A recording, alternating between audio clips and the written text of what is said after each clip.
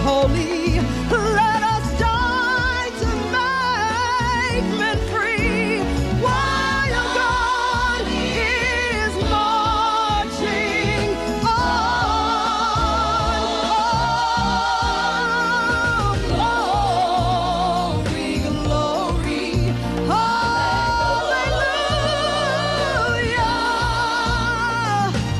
Glory, glory, hallelujah.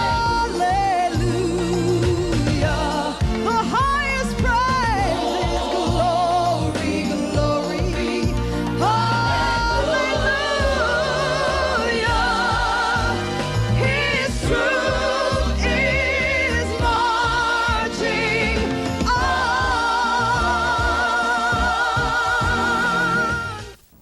After serving in the Revolutionary War, African Americans believed that their place in society should be equal to their white counterparts. When African Americans attempted to join the white church and other organizations, they found that they simply were not welcome and would not be accepted as equals.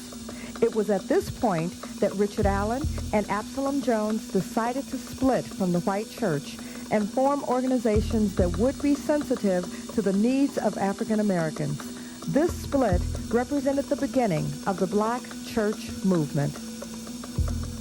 The Black Church Movement was actually a movement for African Americans to achieve independence and being able to govern their lives.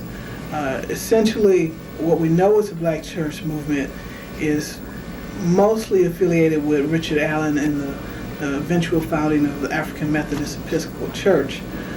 But the core reason that the Black Church was founded was because of racism in the white Christian church. That especially even in the case of Richard Allen, looking at the late 1700s, around 1786, 87, that he was a member of an integrated church, but even within the church confine, and you're talking about a period that was around the time of the time when the U.S. itself was getting its independent and had recently become an independent nation, but they were not sharing that same independence with the African Americans. And in this context, Richard Allen was really one of the people who wanted to try and integrate things at this phase in his life.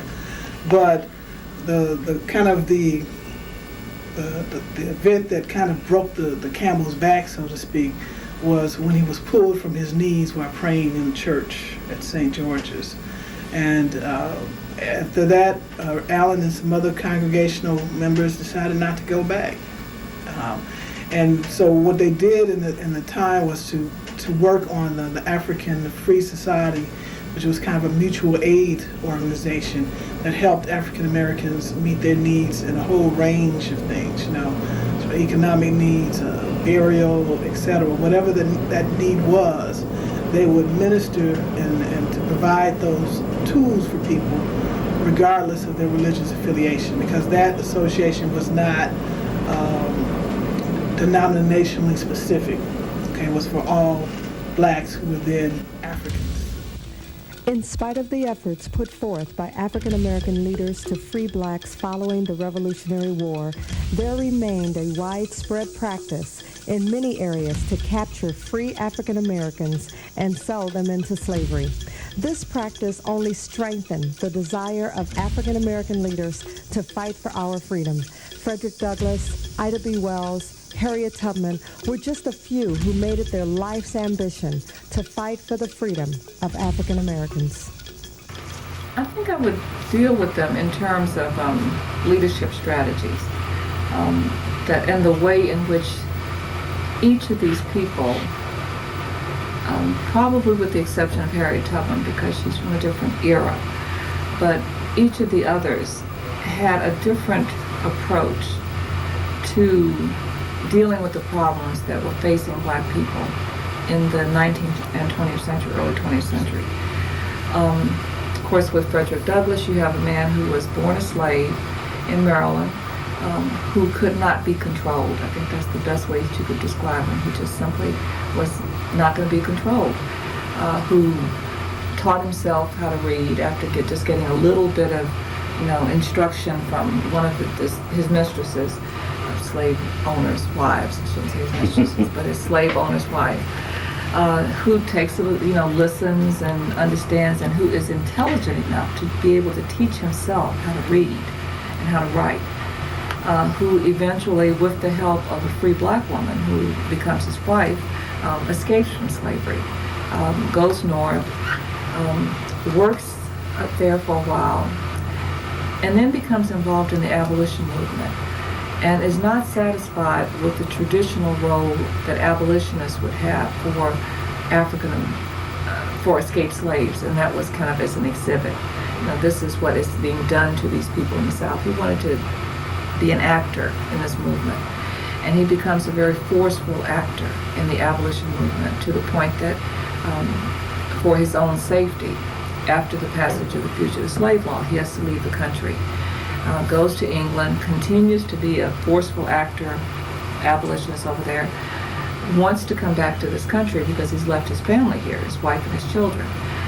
So the British abolitionists purchased his freedom, which was not received very well by the American abolitionists, because they were still seeing him as a useful tool, as an escaped slave who had written a narrative of his life.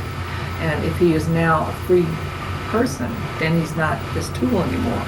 But he comes back to the United States, establishes his own abolitionist newspaper, becomes a very active figure in the movement, abolitionist movement.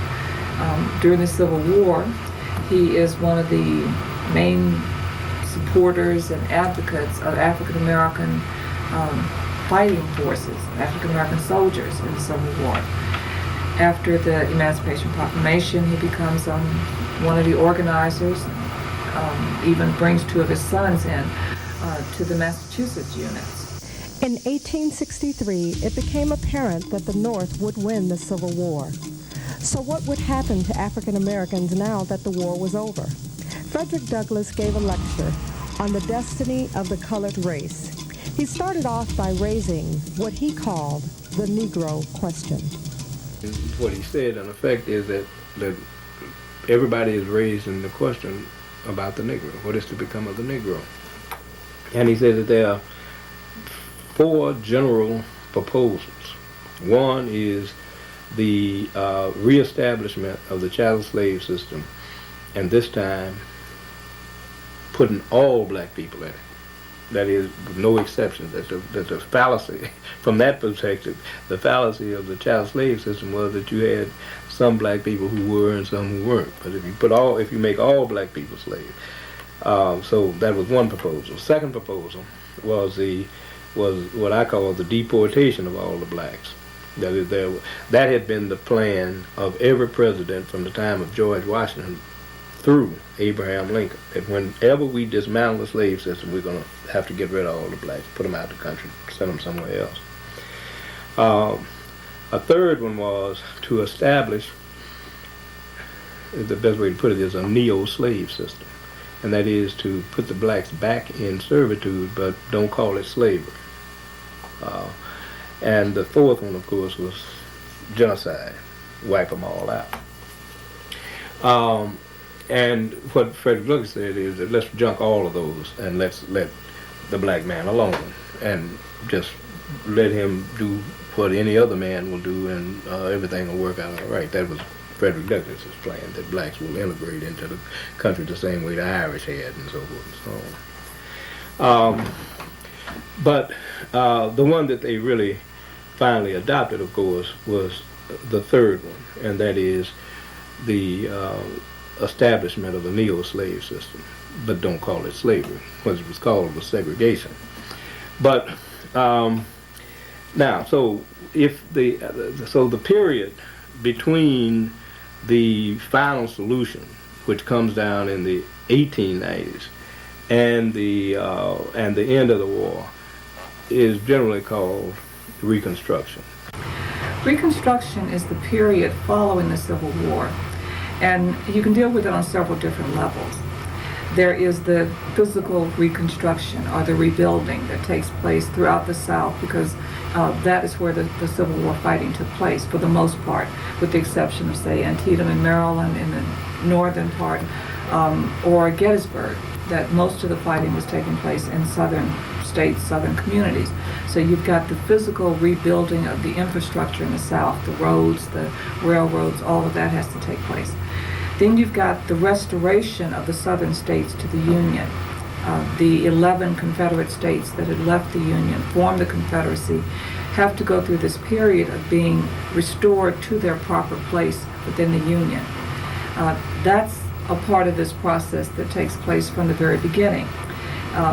You have Reconstruction as a constitutional conflict between the president, the executive branch of government, and Congress in terms of who's going to control the process of reuniting and restoring and rebuilding in the South. Who will be in charge of that? Which branch of government?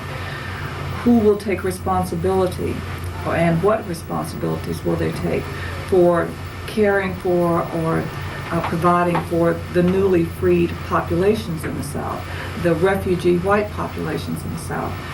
That's happening during this Reconstruction period. And I think another aspect of it that you might see as a different trend or a different development in Reconstruction is that the whole new idea of millions of African Americans who had been slaves constructing identities as freed people. They had identities within a culture, within an African American plantation or slave culture. Now they have to construct identities as freed people and put themselves into this whole process of American democracy, live out American democracy. You see things like people physically leaving the plantations where they had been slaves, mobility, just kind of saying to themselves and to their former owners that I am not going to be physically in this place any longer because in this place was where I was a slave. You see African Americans legalizing their marriages because I won't say that they are getting married because they saw themselves as being married to whatever extent was, marriage had taken place during slavery, but legitimizing these marriages in a legal sense, either through the Freedmen's Bureau, through their churches, through whatever process. You see people going from place to place trying to either restore or put their families back together, to find loved ones, to find children who they've been separated from, to find older parents and other relatives. So that's a part of this construction of identity. Education, the idea of establishing schools, not just simply the Freedmen's Bureau doing this, but some African Americans themselves establishing independent schools to educate their children, to educate themselves, establishing businesses in cities, acquiring land in plantation areas. So that's all a part of what happens in this construction of free identity during the Reconstruction period. So all of these things are a part of Reconstruction. As a part of this process, of course, the federal government gets in with the passage of things like the Freedmen's Bureau Act to establish a bureau, a Freedmen's Bureau, that will help free people in the South, provide food, clothing, shelter, construct schools, help them in dealing with Southern planters, oversee contracts, oversee apprenticeship of black children. You have, along with this, the passage of the Reconstruction Act of 1867, where, and this is the political process once again, the South is divided into the 5 military districts and each district put under the command of a general, a northern general. The states within these districts go through this process of first electing delegates to a constitutional convention, and then at the constitutional convention rewriting their state constitutions. They've already had to abolish slavery in the sense of ratifying the 13th Amendment. And now with these new constitutions, they must also ratify the 14th Amendment. All of this is a part of this process of Reconstruction. And then once they have gone through this process of writing new state constitutions, electing new delegates to Congress, once their delegates are seated in Congress, then they are in effect restored to the Union. Now, Tennessee, of course, is in a very unique position because when you look at this Reconstruction Act of 1867, you'll notice that Tennessee is not in any of these districts. And when you look at the Emancipation Proclamation, you'll notice also that Tennessee is essentially not there under this process. And that's because you have the traditional thing. Tennessee is the last out, the first back. By 1864, you've got portions of Tennessee that for the most part have come under northern military control.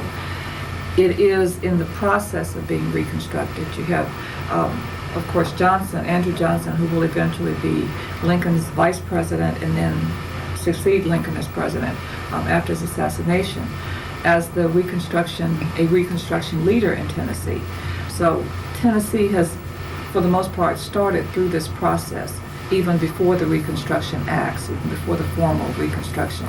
So it's moved along much faster, and is the first state to have its delegates reseated in Congress, to be in effect reconstructed. So that's what Reconstruction is. It's all of these things: the political process, the construction of Black identity, the rebuilding of the South, and probably for African Americans, the construction of an identity, and working themselves into democracy and showing to the public that they have not thought of themselves as property.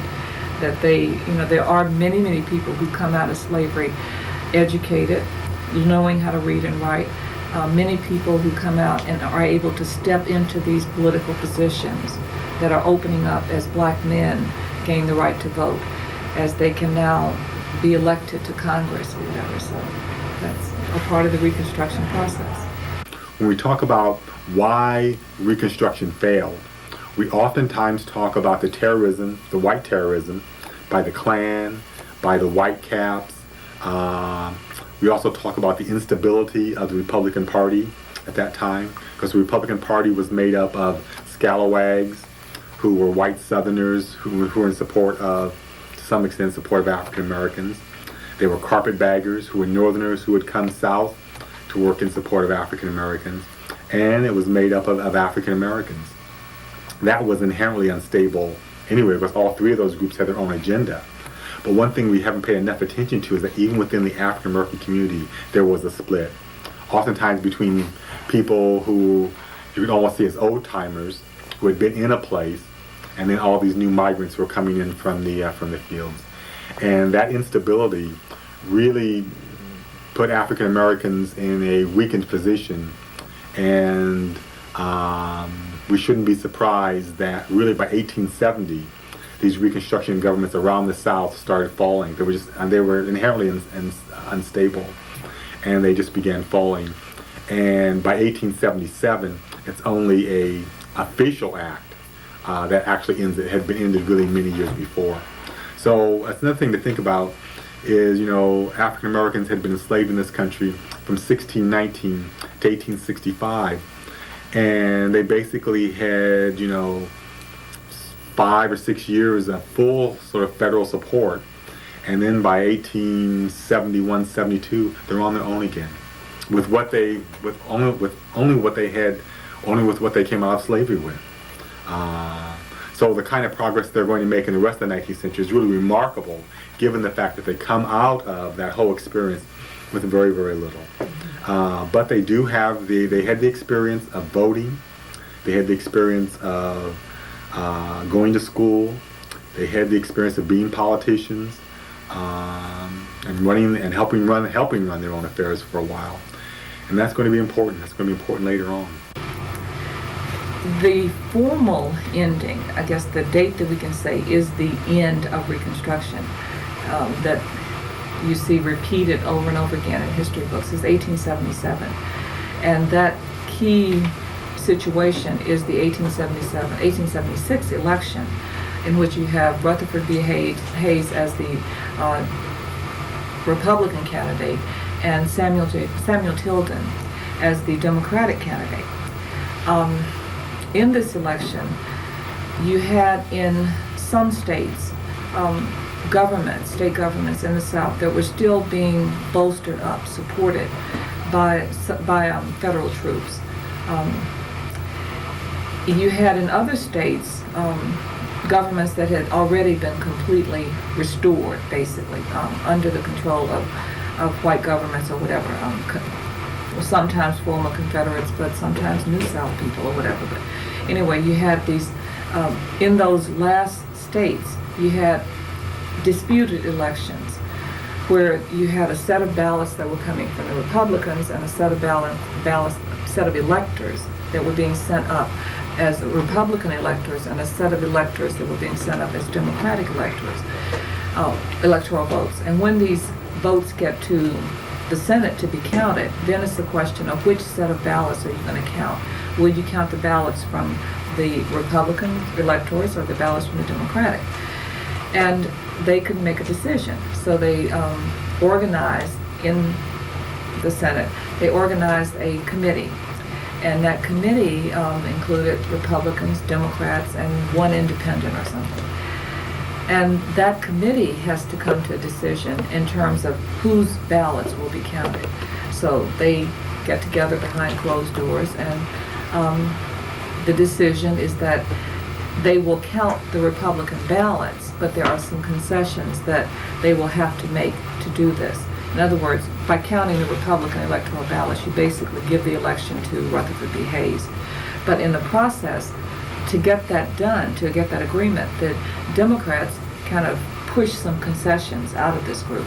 And the concessions are, of course, the removal of the last federal troops, or the last troops that have been supporting these governments, these Reconstruction governments, in the last of the southern states where they're there. Some concessions in terms of cabinet positions, some concessions in terms of patronage politics. But that is officially, in a sense, the end of Reconstruction. But Reconstruction had ended much earlier. You're talking about 3 states that are left out of the original 11 Confederate states.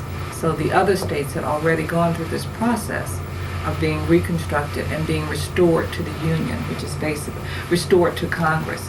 Because once their delegates are allowed to take their seats in Congress, then in effect they are back on an equal footing with every other state in the Union.